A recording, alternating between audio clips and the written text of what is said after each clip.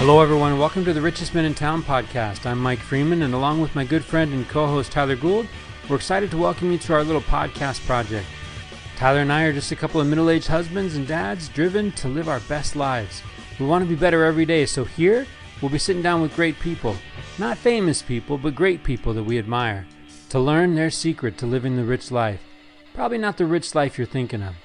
Our guests come in humbled and surprised at the invitation and hopefully leave feeling proud and grateful, realizing just how good they really have it. So pull up a chair, stay a while, and raise a glass with us as we toast our guests to the richest men in town. So from time to time, I think it's important that we circle the wagons a little bit, right? Not that there's wagons plural, but I mean, you know, there's two of us and we've been doing this for a bit. And I think every once in a while it's good to check in with one another, right? Eyeball to eyeball. You grab me by the face mask, spit in my face a little bit, rattle my cage. Yeah, I'll shake it, but like the spitting with COVID, that's not a thing anymore, man. Spitting, don't even get me started, man. You go to baseball now and they don't allow sunflower seeds. Like in the stadium? Like local baseball. Oh, wow. Like baseball's happening, right? So I was like, oh, that's amazing. Give me a chair, hang out with some seeds. And they're like, oh no, you can't do seeds. You can't do seeds at baseball. What's the point? Yeah. I mean, honestly, if I'm there to watch action, I wouldn't be going to a baseball game. Yeah. You got to have something that's going to keep you busy, That's like, if you ever like watch a baseball game or go to a baseball game with someone who is older than you that loves baseball and they score the game. Oh, you know what I'm talking about? No, that's actually something in my mind's eye of me as an old person. You know how you were talking about your dream of a truck? Yeah. Yeah. With that beat up old, in my mind, I picture myself as a baseball scorer. You know what? I think there's I do like I love the environment of baseball. I don't know what it is. Like I love like the sitting in the stands and I'm not even talking like pro games. I'm talking like a high school game or a college game, where you're just sitting in the stands. The chatter. Yeah. And you can hear everything that's going on and the sun's kind of beating down but an important part of that whole scene is sunflower seeds. Yeah. And I'll be honest with you, like I'm not a peanut guy, but at a baseball game, I like peanuts. I don't really like them until the guy walks up. It's like, peanuts. I'm like, yep. And he's got to throw them from at least 10, 15 feet. But that's the beautiful thing about America, right? When else do you hand a stranger $20 and they pass it to another stranger $20 and it goes down the row? It's a huge honor system. It comes back with accurate change. It's amazing. Like the world could use some of that right now. Yeah. Boy, we should do the lessons learned from baseball, right? Jeez. That is true. I'm reminded though of a recent episode with Dave Speck where we geek out on Pete Rose and baseball, and then we throw it to him. It's like, hey Dave, what are your thoughts on this? He's like, did he cheat? No, I'm not big on recognizing cheaters, and I'm not into baseball. I know. That was well, it's funny, I had a couple hours between meetings today and I was sitting downstairs and I turned on the baseball game, the Dodger game, and Gwendolyn came over and she sat down next to me and she was asking me, she wanted me to do something. I said, you know what, Gwendolyn, I'm going to be multitasking here. She said, do you know what that is? She said, yeah, I know what that is. I said, all right. She said, what is the multitasking? I'm going to watch baseball and nap at the same time. Like, this is going to be amazing. That's where I go for PGA. That's true too. Yeah. Jim Nantz just puts me to sleep. I love it. I love him. Yeah. The sultry tones of Jim Nantz. Yeah. Yeah. How are the Goulds, man? How are you? We're good, man. Things are pretty near perfect at the Gould home. No, things are really good where everyone's doing good. And, people are back to school and living lives. And my daughter was home from college for a few days. So she hung out with us and So yeah, things are great, man. How are things at the Freeman home? Yeah, Freeman's can't complain. Actually, I can complain, and I'm hoping you can maybe give me some guidance. Okay. Okay. So I got this list of challenges, right? Okay. Micro challenges. Yeah. And by micro, I mean like tiny, right? Okay. Yeah. Like catch a fish with Abe. Yeah. Oh, yeah. That was Right? going down Saturday. Yeah. So step one, license. Check that off a couple weeks ago. Done. 2 weeks ago, first maiden voyage of the fishing gear. And we're all over the place. We got loops in our line, lines old, snapping. It's a mess, right? So was this you did on the lines and all the mess of the lines? Was this you're not at the fishing spot at this point? It's the night before. Oh yeah, it's the night before. I'm casting in my street in front of my house. Okay, just testing stuff out, right? Yep, I like it. And I'm getting snagged in cracks in the blacktop. So that's like, whoa, this is a sign. Right? Yeah, you're gonna catch something. That's what I'm thinking. so I take him to a spot. Only in Reading can this happen. I don't even know if I've shared the story with you, but only in Reading. I'm with my son. Yes.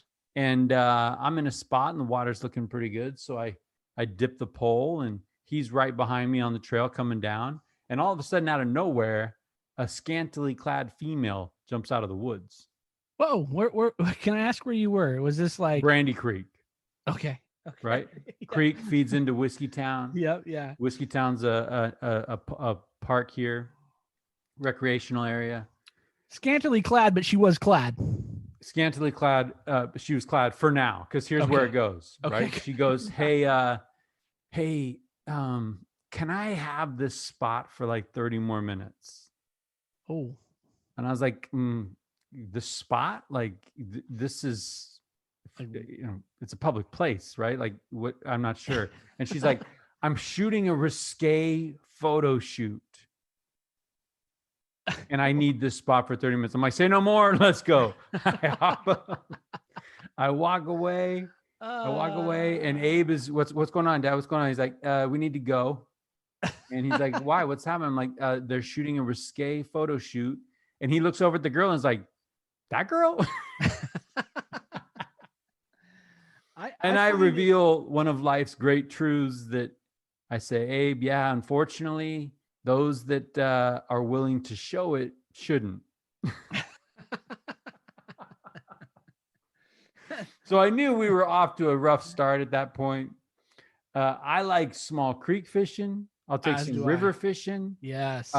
But I'm not big on lots of water because I don't have a boat and my possibilities, and I just don't feel like I have a chance. Well, we end up fishing Whiskey Town Lake. We take it down to Car Powerhouse, get skunked. That was that was Saturday 1. Saturday 2. Okay. Hat Creek. Oh, I love Hat Creek. One of my People favorites. travel the world to fish Hat Creek. I love it. Chances are good, right? We're gonna get some play. But I said, hey, Abe, this middle of the day stuff isn't gonna work for Hat Creek. No. Like we got to get up and at him early. Oh yeah. And he's on board. I'm like, this is Saturday. Like I'm talking like 6, Abe. Oh yeah. Because I actually have somewhere to be at 10, and Hat Creek's about 45 minutes away, right? So you're pushing it, man. Okay. This is a little snug. Okay. But we got to catch a fish, man. We got this challenge, right? And so far in Abe's time, he's been skunked on his father fish expeditions. He actually has been successful in Hat Creek. Okay, good. I love it. I believe he's caught 1 or 2 fish. And just on a side note, I do remember going to Hat Creek with you and some of the fellas when our boys were really young, and my son was skunked and your son caught a fish, and we did eat that fish at Hat Creek. Okay, that's what we're talking about, because we actually stumble on the scene and like memory. Yeah. He comes walking up into this space and he's like, well, hold up, Dad. I'm like, what's going on? He's like, hey, is this the place? I'm like, this is the place, son. We're going to repeat history, and we were going to become fishers by going back to where we were last successful, right? That's a good plan. Didn't work, dude. Skunked. Oh, skunked. So Tyler Gould, you are at Hat Creek. We're working up to fly fishing. We're not fly fishing yet. Yeah. So we're straight angle. Like what's your weapon of choice, man? How do you attack Hat Creek? I need some fishing guidance. Dude, okay. This is sketchy. I know. See, here's the thing. There's going to be people that are going to listen to this that actually fish in a much more serious way than you and I ever will even consider. And they're going to consider this blasphemy, what we Yeah. do with the waters of Hat Creek. So can we preface that just knowing that whatever we say will be ridiculed throughout time? But you got to start somewhere, right? You got to start somewhere. And if I'm going to be this fisher, I got to suck it up. So I have had success on Hat Creek with two things. Okay. One, when I'm not fly fishing Hat Creek, it is the only time I've caught fish not fly fishing has been on grasshoppers. That's been it for me. Grasshoppers. Yeah. We went night crawlers. I'm telling and you, got skunked. I mean, well, again, I don't call. I love to fish like you. I'm a small creek, river kind of fisher guy, not lakes, but. We used to go to Upper Sac and hit Lemoyne, and that's where I got addicted. That's where I got addicted to Funyuns. Yes, we could tell some stories actually of some adventures on at Lemoyne, but we'll save those for a later day. But near death experiences even. But yeah, the only time I've had success at Hat Creek when not fly fishing has been with grasshoppers. So there you go. All right. So next Saturday, thank you very much. We're going to take that up and we'll try to check that box off on the challenge. You know what else is another challenge? Yeah. Tell me. Looking at my list. Lay it on me. 15,000 downloads, brother.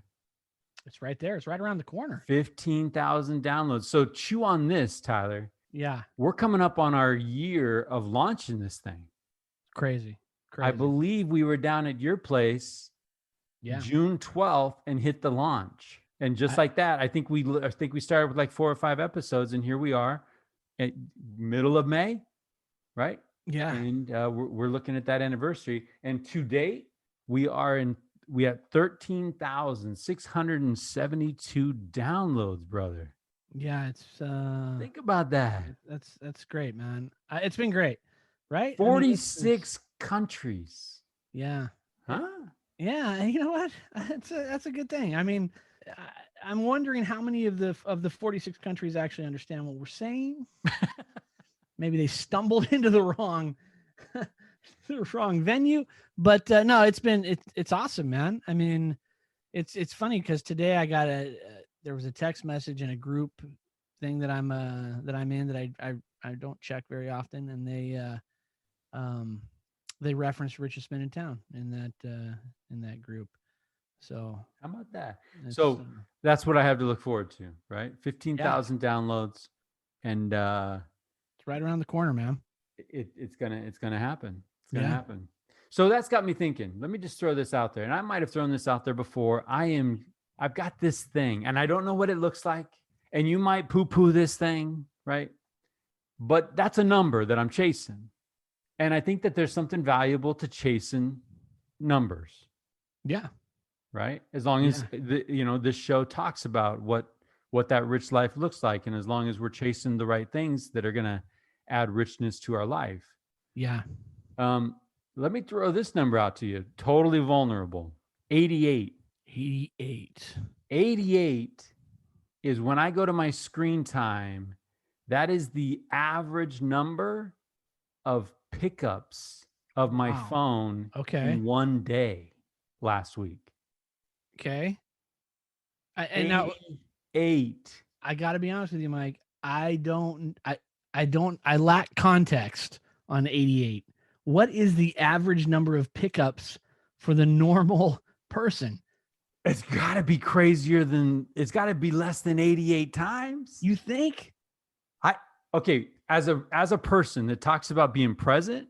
Yeah. As a person that's trying to be intentional with the people around me. Yeah. As a person that is trying to do some of the things that our guests have taught us to do. Yeah. That feels like a little excessive. It does feel like that number's a little high, but I don't know. I'm trying to give you the benefit of the doubt, but no, I don't know what my number is, Mike, but I would imagine it's not pretty. And it's funny because I was thinking about this the other day.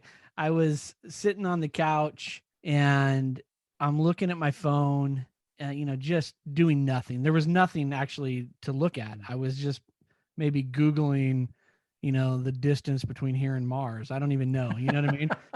Some real important information I had to have. And I look over on the couch and two other people that I love are both looking at their phones as well. And I was like, this is ridiculous, man. So I had good news this Sunday. Screen time came up, right? And it was down 25%. Hey, and I'm like, okay, that's progress. Doing stuff. Down 25% to still 2 hours and 5 minutes per day on my phone.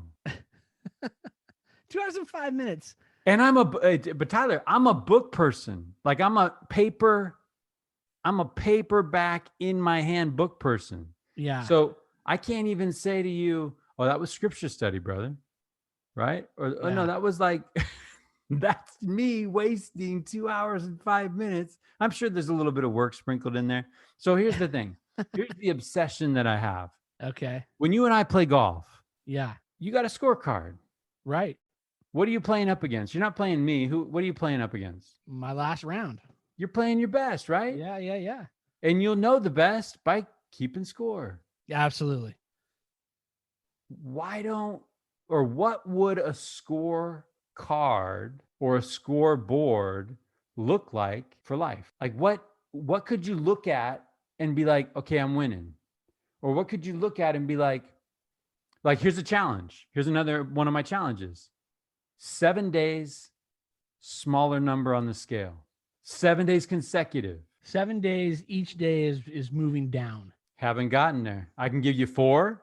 I can even give you 5. And then that Saturday comes, brother, right? And I gotta go get my I gotta go get my Jersey Mike's, right? Yeah, I know. I hear you. I gotta go get my number 13 at Jersey Mike's, or follow it up with a trip to some Baskin Robbins or whatever, right? 7 days, but if I had a scorecard, that might encourage me, right?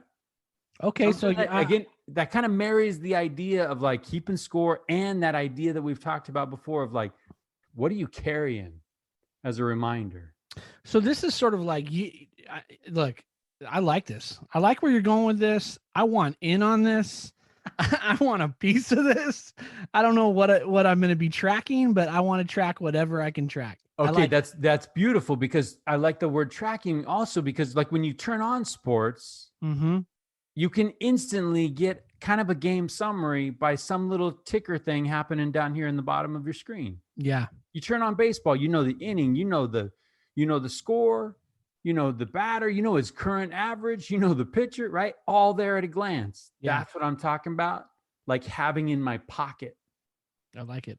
And I'm not chasing finances, although try to string a couple $0 days. Yeah, I don't know what that looks like. Right? You start to string a couple, I haven't spent any money today. Like as a family unit or as just me? Just me. Okay. Right? I could be up for that challenge too. I don't think it's possible, but I could be up for it. Well, you talk about, the Dave Ramsey basic principles, that ATM is your budget breaker. You know, that ATM card. Yeah, you could have a budget, but then you're out with the boys and you're buying somebody's lunch, or you're doing this, or you're doing that. Right? You're throwing a Baysider on there and all bets are off, man. Hey, in fact, right now, Tyler, I'm going to bring it down here maybe to a little whisper.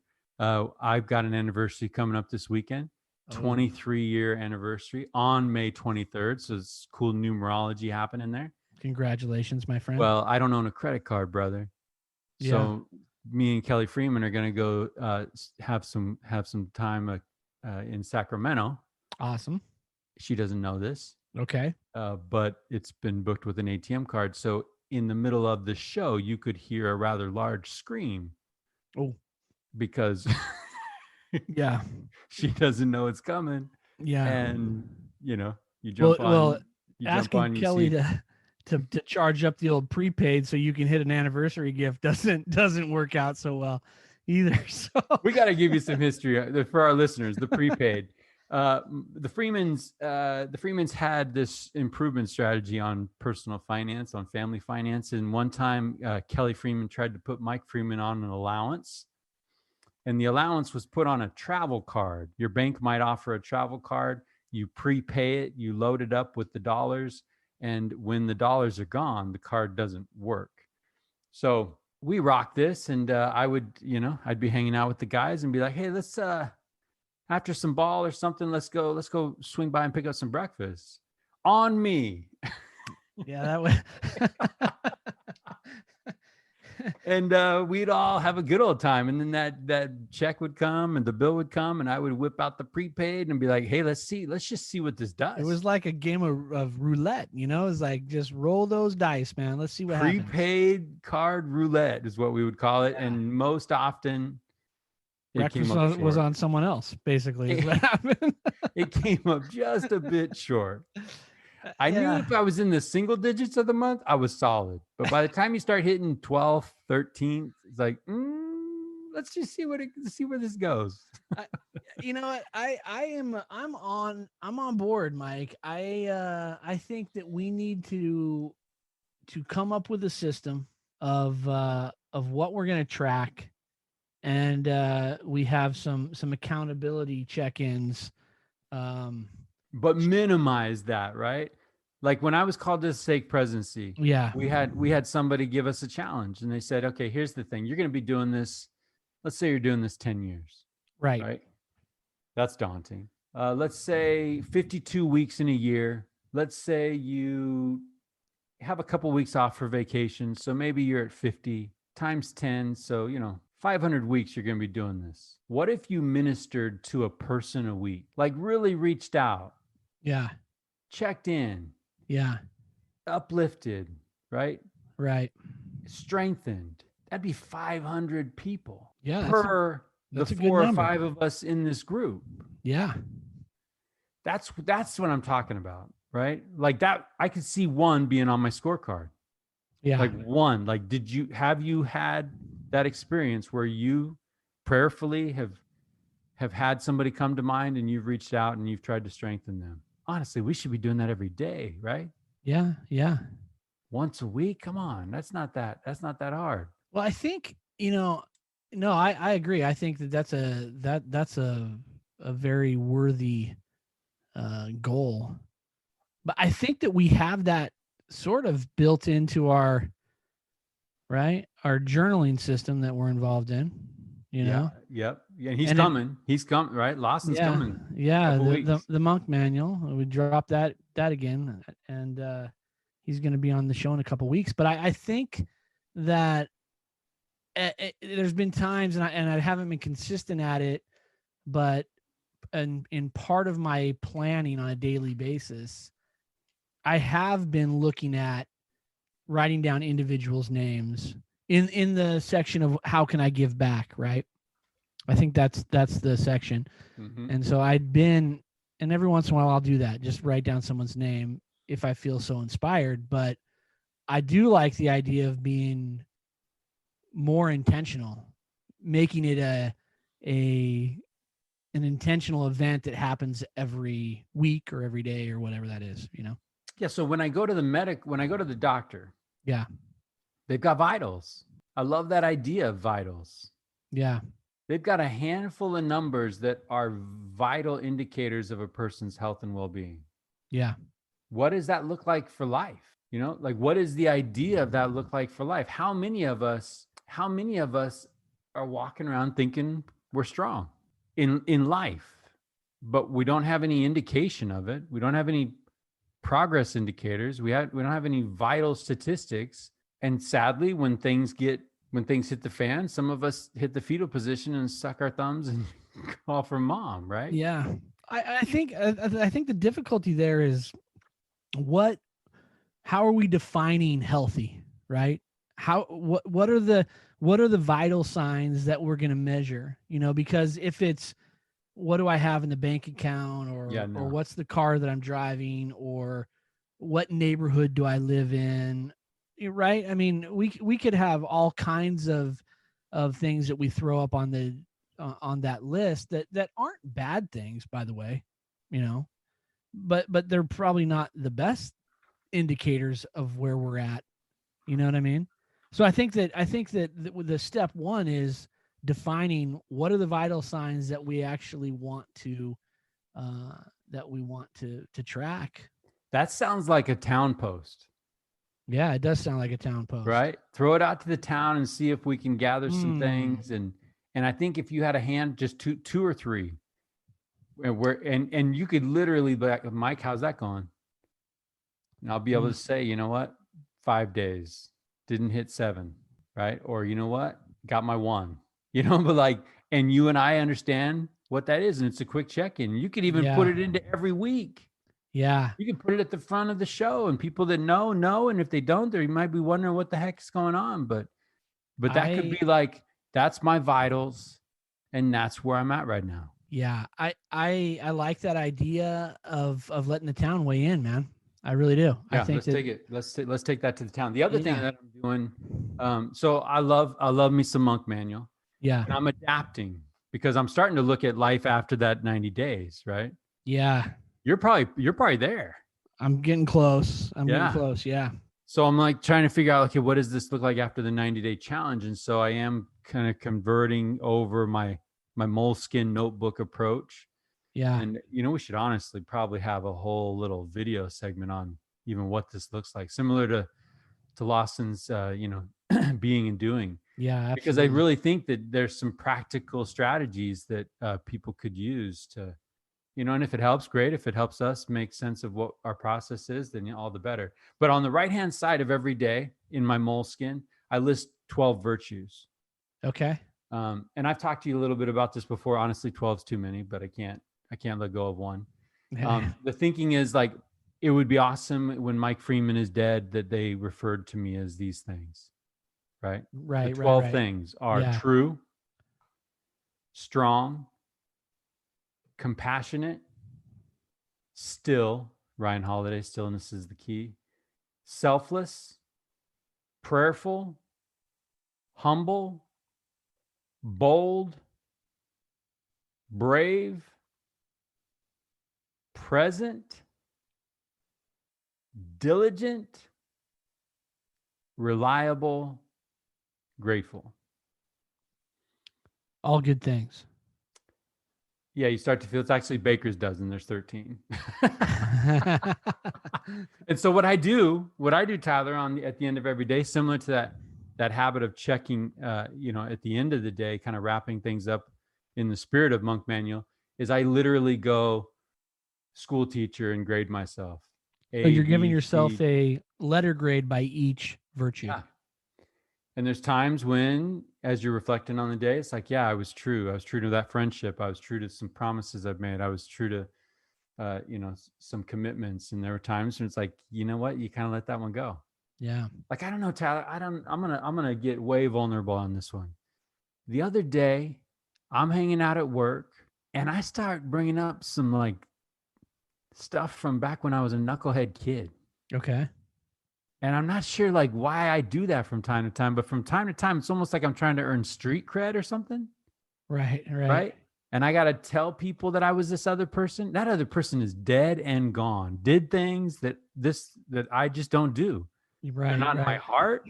I don't Yeah. want it. I don't even want to talk about that.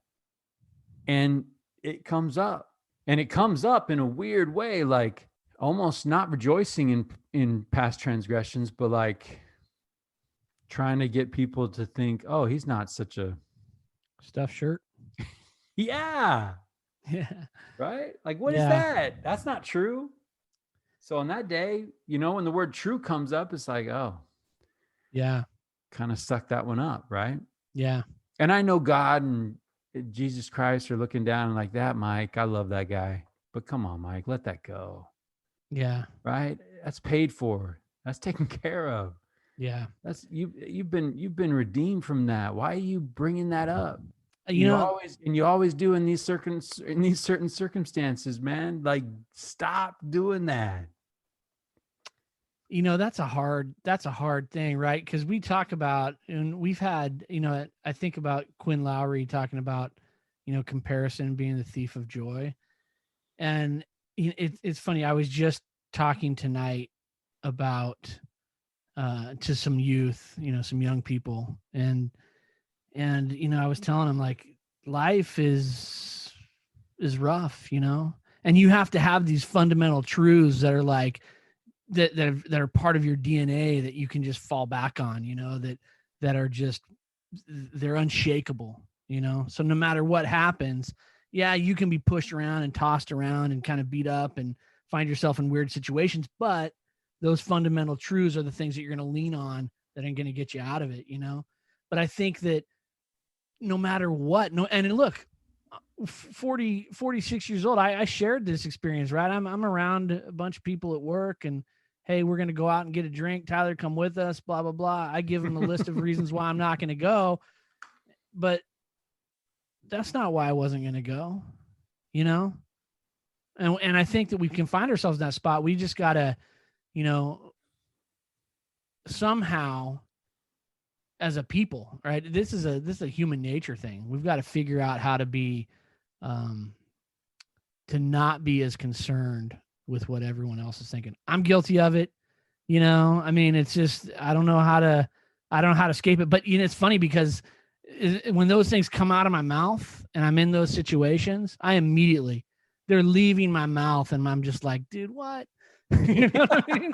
Like, what? Come on, man. Yeah, it's funny that you said that, because instantly I walked out and I didn't feel like, Peter weeping bitterly. Right. But I felt bitter. Yeah. It's like, man, you're better than that. And I got to tell you,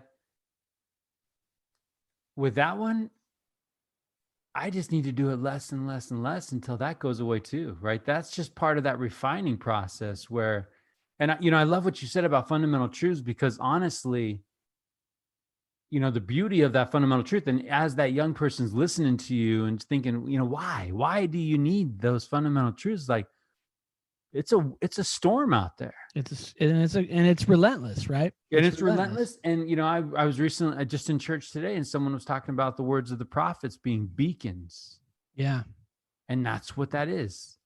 Fundamental truths are beacons. They are a lighthouse. Yeah, absolutely. Right? I love that. Yeah. Yeah. And you are that poor, struggling mariner just trying to make it in, and you need to know where the lighthouse is. And the beautiful thing about the lighthouse is it doesn't move. Yeah.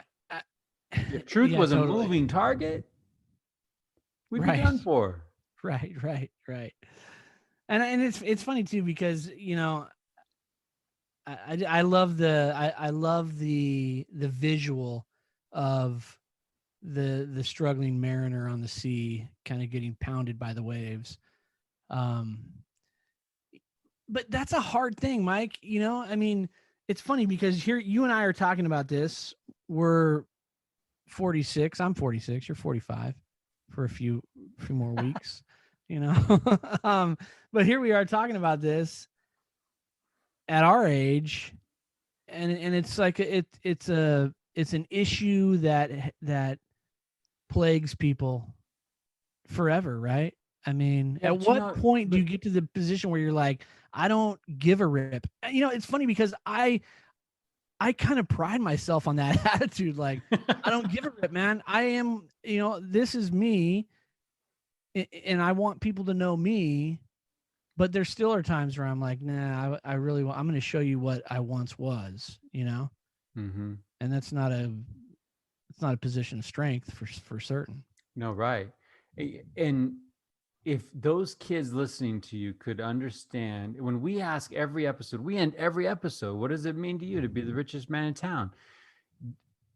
If they could understand that, to the degree they put that truth in their life, that will be the degree of the richness of their life.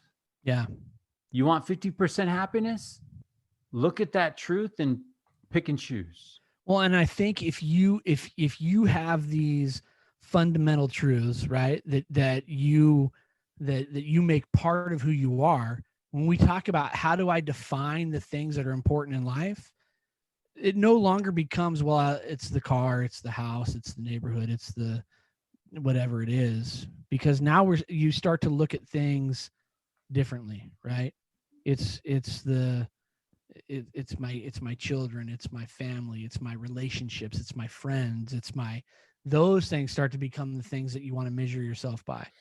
Everything else is like, who cares? Yeah, it's funny. You were hanging out with some young people. I was hanging out with some old people. And I was given a training on to a room full of prospective school administrators. Okay. And one of the slides kind of hit me between the eyes, right? It said, and this was my slide. It shouldn't be hitting me between the eyes. I should be dropping knowledge on other people, but for whatever reason, this one hit pretty close. And it was the idea that learning, evidence of learning, is changed behavior. I love that. Think about that, right? Yeah, So if I'm struggling with a behavior that I haven't changed yet, there's things to learn. Absolutely. And especially if I'm struggling with things that I have had removed from my heart, removed from my life through the atonement of Jesus Christ, that tells me, hey, Mike, study the Savior more. Like, study what he did for you a little more, and you'll never go there again. Yeah.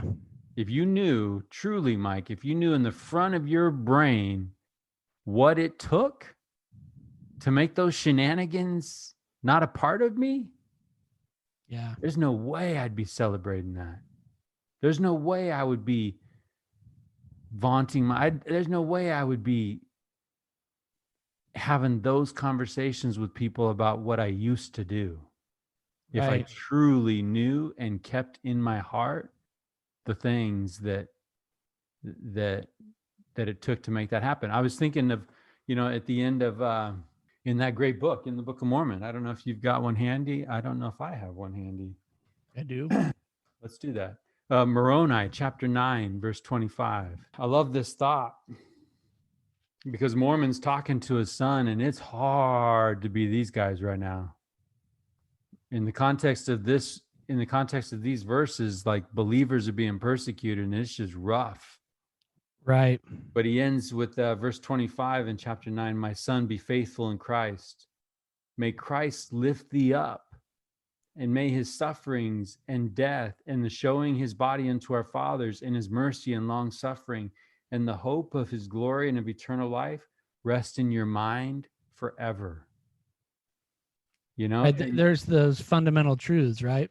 That pull us through, and rest in your mind forever. You love that word, remember. Yeah. When I'm doing what I was doing with the coworkers the other day, I wasn't remembering. No. I was remembering. I was remembering the wrong thing. It's different, right? Absolutely. And there's a little bit of Lot's wife in there too, looking back. Yeah. I agree.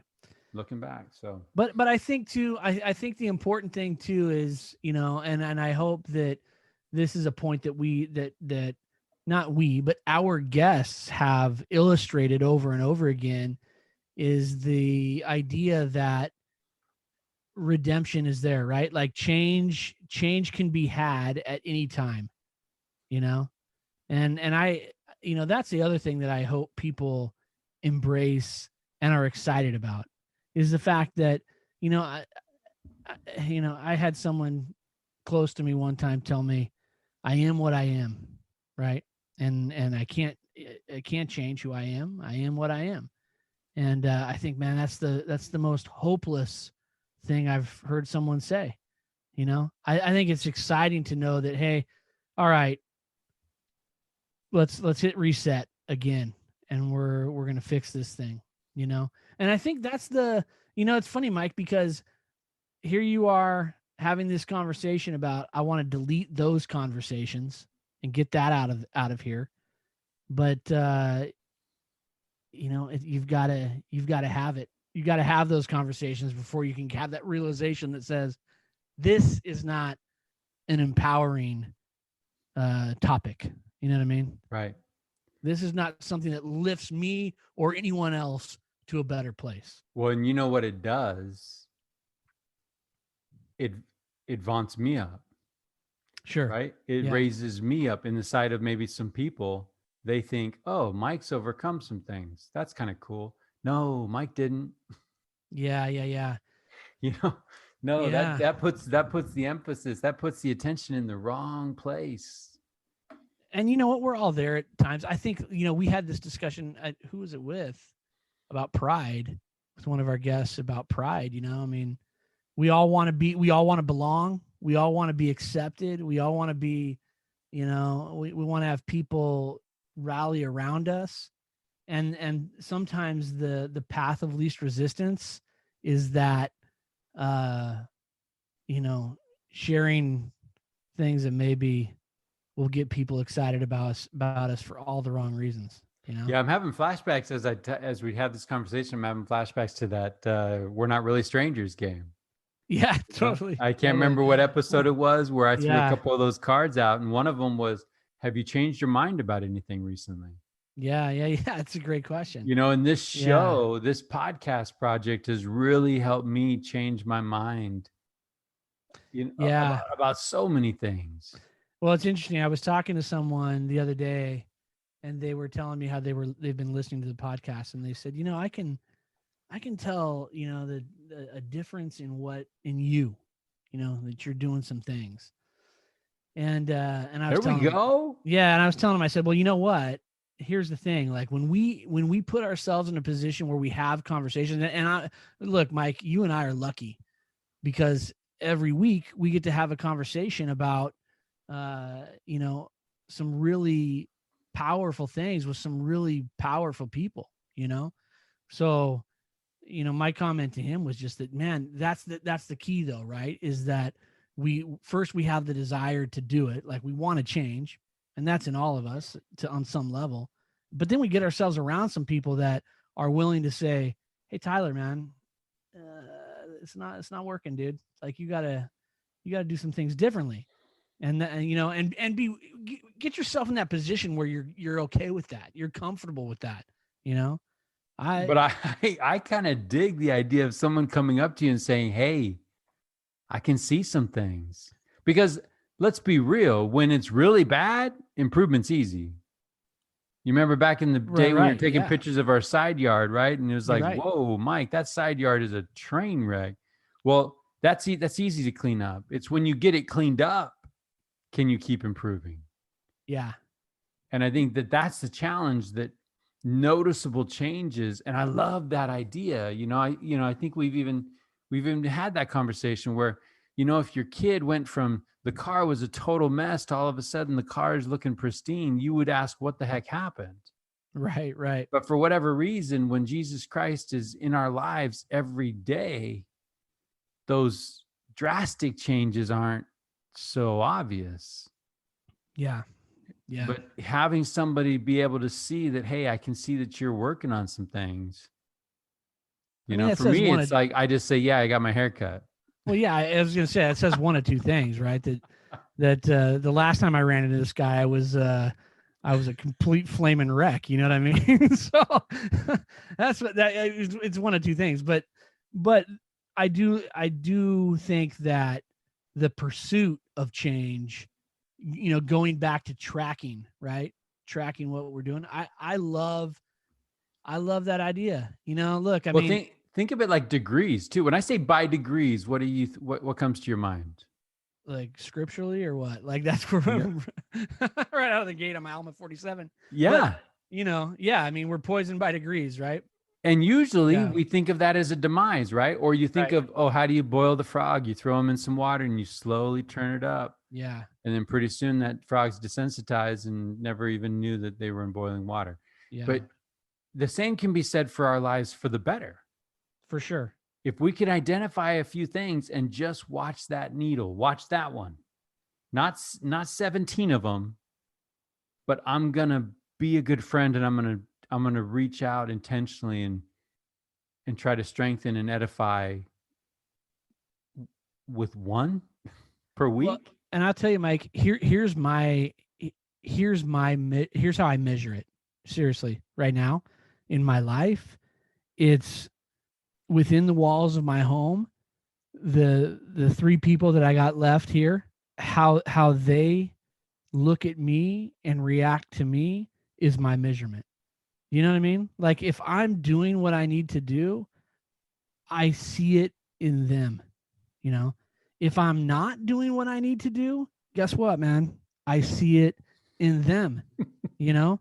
So that's where I measure it right now. I mean, it's all how is everything going within the walls of my home? Because if and it's not perfect by any stretch of the and I'm not saying perfection is the measuring, the standard that we're going for, but I'm saying my relationships with these people, if we're having good conversations and we're patient with each other and we're then I know that I'm doing something right. But that second that goes off the rails for me a little bit, and it does on a regular basis, I know that an adjustment has to be made, you know?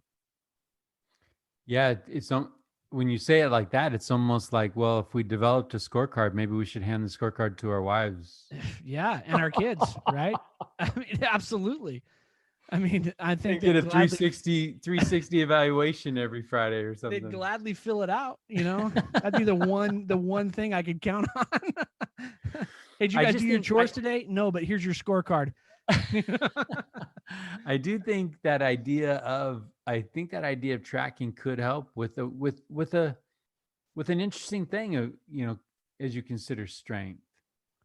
And I also think that trying to measure the richness of our lives, if we're in this richest men in town conversation and we are striving to be better, I think of that verse that pops up all the time in scriptures that inasmuch as you're obedient, you'll prosper. Right. And that's not prosper like bank account prosper, but that's I'm going to be right where I need to be right. Yeah. And that inasmuch as I'm going to geek out on you a little bit as a Spanish person, as a Spanish teacher, right, as a person that spoke Spanish on my mission. That inasmuch is pretty awesome in English, but in Spanish it's even better because it's al grado, like to the degree. Oh, wow. To the degree that you are obedient, you'll prosper. Yeah. And I don't want to get into works. That's not what this is about. Yeah. Right. I'm not saying that your happiness and prosperity in life is a mathematical formula. But the idea is where I'm not obedient and I make changes, I will have blessings that come into my life that I was not receiving. Yeah, I agree. I think that I love that, actually. Thanks for sharing that to the degree. I mean, that's awesome. Well, I know you're working on your Spanish, so I am, my friend. It's what you seek. I'm seeking it, dude. We'll see. But no, I do like that because that idea of prosperity, right, is easily, I think, human nature. We convert that to the bank account real quick, right? And I think going back to how I'm measuring things in my own home, that to me, that's prosperity, right? To the degree of love that I feel within the walls of my home, to the degree of peace that I feel in the walls of my home, to the degree of meaningful conversations that are had in the walls of my home, like that, to me, that's prosperity. When I think that extends out to your world. For sure, 100%. Because at the contrary, we know the contrary is true. Yeah, absolutely. If home is not right, yeah, you cannot get in your car and just drive off to work and be right. 100%. Yeah. I mean, it's going to be evident. It's going to have some repercussions in other places. Yeah. It'll find its way to raise its head, right? Yeah. That idea too of truth, going to that beacon and lighthouse, like we don't break truth. Truth is unbreakable. We can break ourselves against it. Right. As we try to fight it, as we try to buck it, as we try to, kick against the pricks, we're gonna make ourselves rather miserable. Yeah. And truth will just be there with arms open and welcome, saying, hey, when you're ready. Yeah, absolutely right. Yeah. When you're ready to surrender, when you're ready to follow me, I'll be here. Yeah, I really I love that thought. It for some reason it just made me think of our episode with Clint Watkins. One of the questions you asked him was, was there ever a time where you wanted to shake your fist at God and say, Mm. why me? And it was interesting because I think his answer was yes, but I knew I didn't want to tempt that. You know what I mean? Like, I love that idea of truth being there, and we can try to turn from it, and like you said, we can beat our heads against it, but it's there. Yeah, I had a rather sweet experience. We had a couple of missionaries come home, and I had an opportunity to hear their report. Shout out to Brooke McClara. She dropped something on me, and it really changed my mind about some things. Um, she served in New York, right, during COVID. So you can imagine the things that she went through. She had some things happen with her family. She shared out. I mean, she had a grandfather pass away. She had a dad diagnosed with cancer while she's out wearing the name tag, and she had made a commitment that she was going to serve. She was going to continue to serve her mission no matter what happened at home. And as these things came up at home, she shared with us that the lesson that she learned was that she can trust God with her life. That's powerful, man. She can just put it in his hands. No matter what happens, she was going to keep her promises and love people. And with that tiny rudder kind of gearing her ship, she was able to weather some pretty remarkable, challenging storms. I love And I that. think that idea, that concept of like a nimble, small rudder of guiding principles that are going to get you through, right? Like I've got 13 things here, Tyler. When it's hitting the fan, I don't have time to go through and say, are you there? Are you there? Are you there? Like, Yeah. no, you don't have time. And It's so, interesting, Mike. I was having a conversation the other day with a friend of mine who has cancer, and he's been going through it for a while now. They had some successful surgeries, and it's back in certain areas, and it's very aggressive. And he said, well, yeah, through this chemo, it's the tumors have gone down in size, so that's positive. And I said, man, that's exciting. That's great news. And he said, well, Tyler, the cancer's terminal. Um, it's just a determination right now whether it's 2 years or 4 years or 3 years. And I was like, I don't know, man. I was sort of like, I said, wow. And he said to me, but you know what? I was in getting chemo a few weeks ago, and there was this 14-year-old girl that was just beautiful, beautiful 14-year-old girl walking through the ward, and her dad was wandering behind her with a big vial of medicine that was been pumping into her, And he said, and I just thought, well, I've had 51 years on this earth, man. Like, that's pretty good. That's pretty good. And so he's like, I'm just gonna keep living my life, and Mike, I just thought, like, oh my goodness gracious, man. Like, we talk about those, this, change and progression and guiding principles. But at the end of the day, right, we have these lists and these tracking sheets and all these things that you and I are kind of geek out on, and we get all fired up about. But at the end of the day, right, here's somebody who's just waiting for the word that says, hey, it's not going much further than this. And his answer to me was, I've had 51 years, man, and it's been really good, and I've been really blessed. I mean, can we say that? Could you and I say that? You know what I mean? Like, I'm listening to him, and honestly, as he's telling me that, like, a bit of panic is going through me. Like, I'm thinking, well, I don't want to miss my kids and this and that, and he's got kids my kids' age. well, Tyler, let me ask you this though. What's worse, right? We know people, we've had days where we're alive and we miss kids. Yeah, absolutely. We're alive and we miss the people in our lives. Yeah. You know, and we talk about identity a lot. What if we all had terminal stamped on the front of our brain? How would we live? Because he's right. We're all stamped. We're all in a terminal condition. Right. And it might be a day, it might be 100 days, it might be 100 years. Right. And he's got a filter that's purifying the way he sees life. Yeah.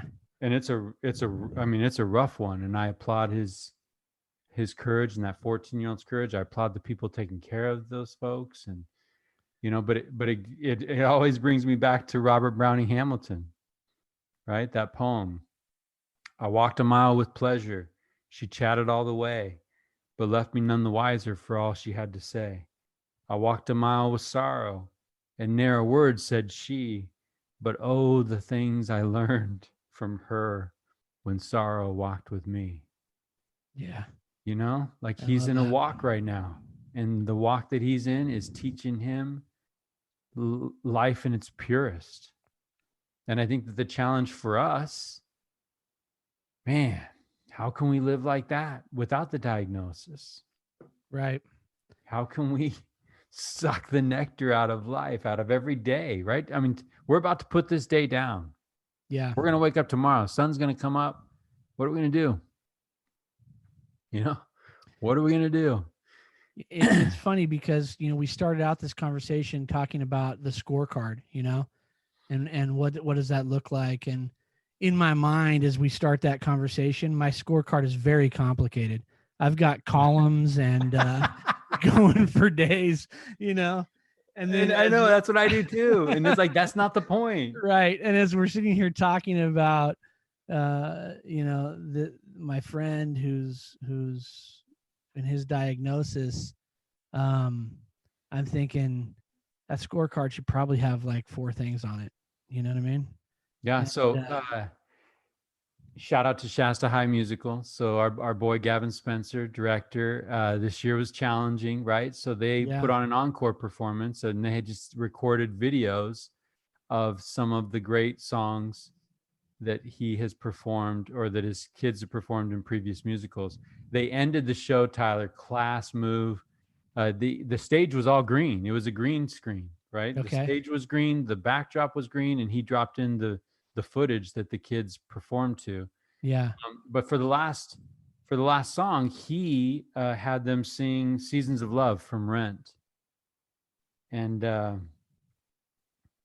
these kids were powerful, right? And so the song goes like this, right? 525,600 minutes. That's what you have in a year.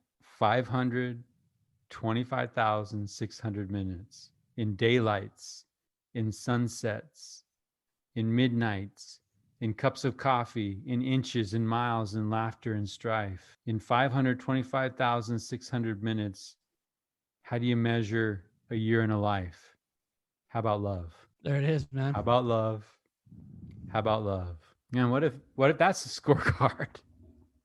I mean, you know? The reality is, Mike, I think that is the scorecard.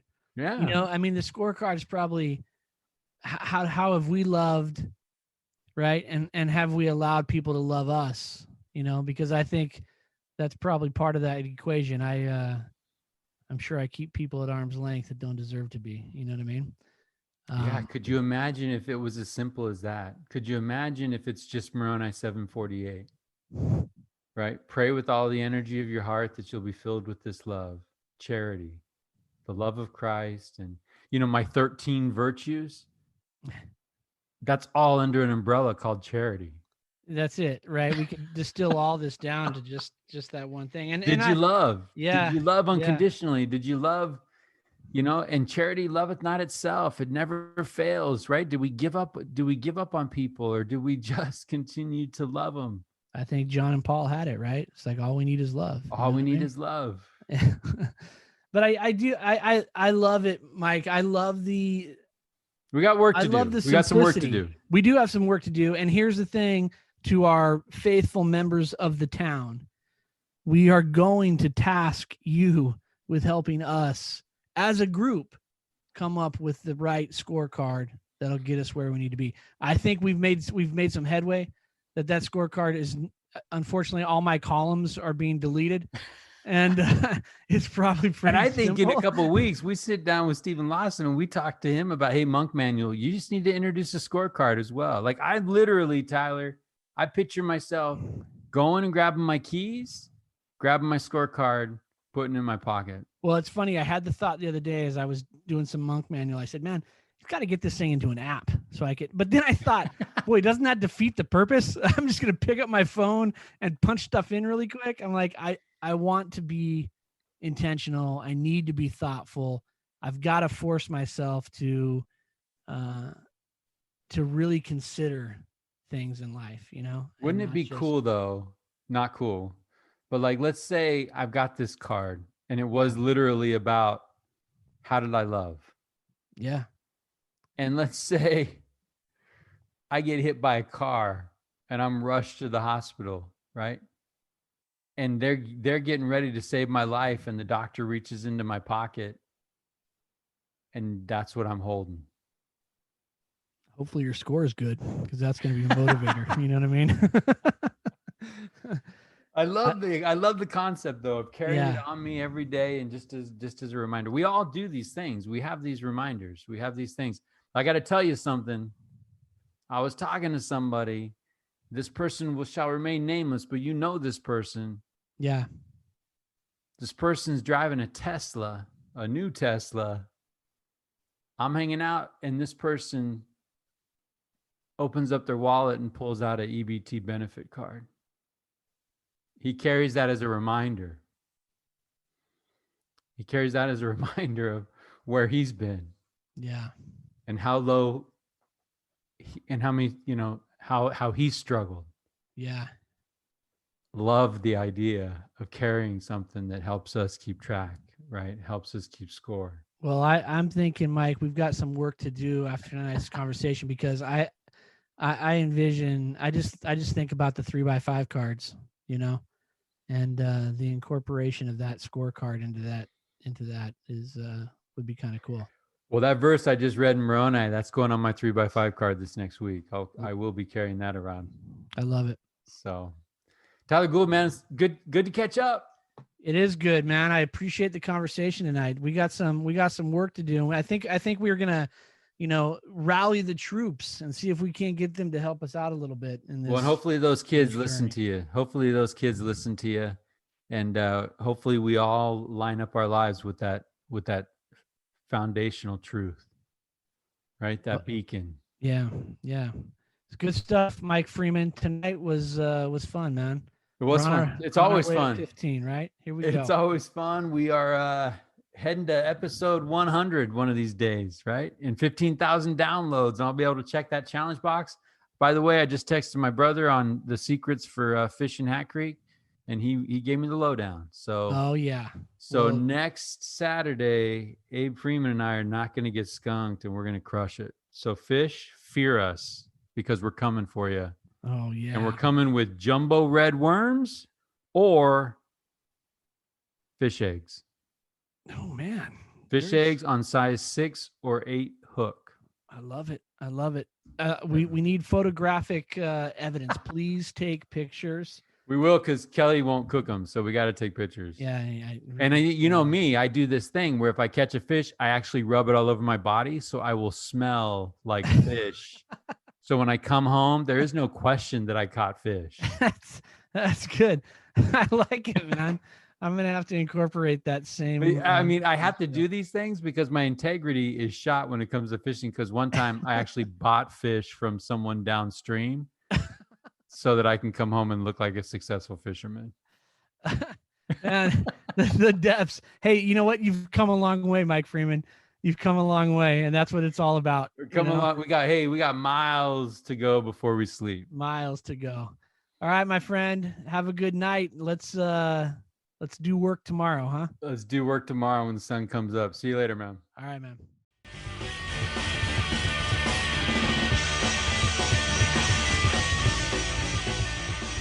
Good idea, Ernie. A toast to my big brother George, the richest man in town.